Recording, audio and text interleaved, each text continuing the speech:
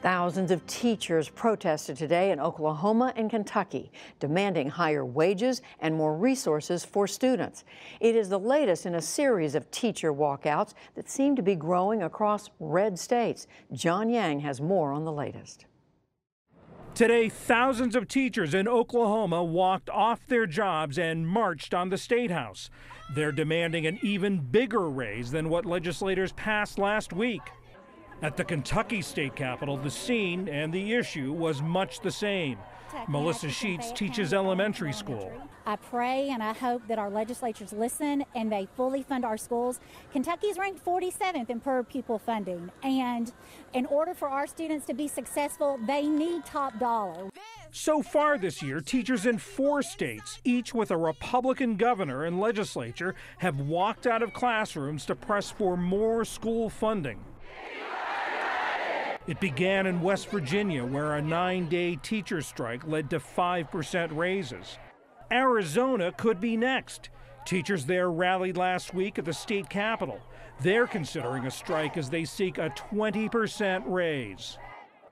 To put all this into context, we're joined by Leanna Lois from our partner Education Week, where she is assistant managing editor. Leanna, welcome. Thanks for having me. In Oklahoma, they got a raise from the legislature, but they're still protesting. What does that tell us? The teachers got a $6,100 raise. The legislature passed it last week. But they're not happy with it. That's a lot less than they were asking for. They were asking for $10,000 over 3 years, plus $200 million more in education funding. They didn't get what they asked for, so they said, we're walking out anyways. What's the likelihood that they're going to get that?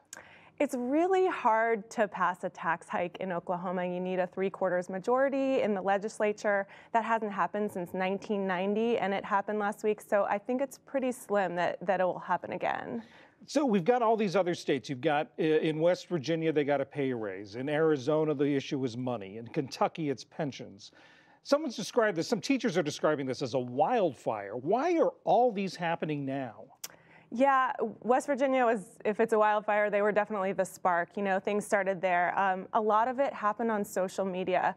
The union's really been playing a supporting role in most of these states. So teachers have been mobilizing on social media.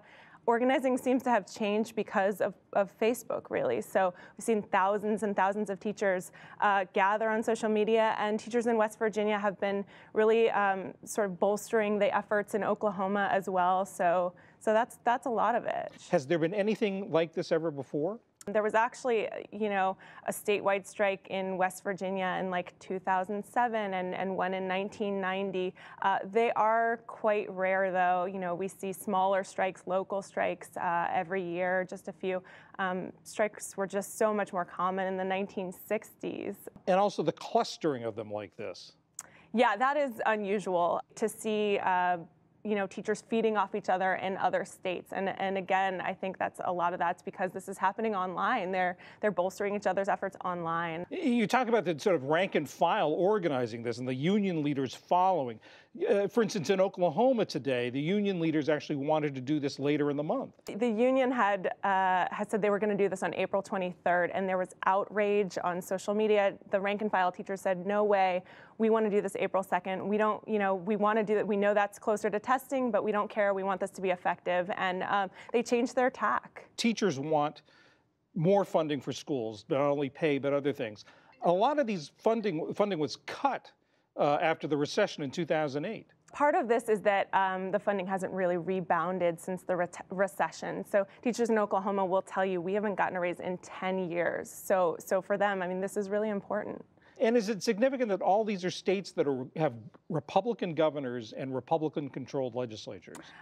Sure, but you know, as we know, and there are states where education funding has been cut.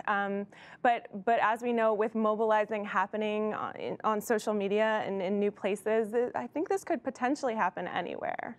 Leanna Lois from Education Week, thanks so much. Thanks for having me.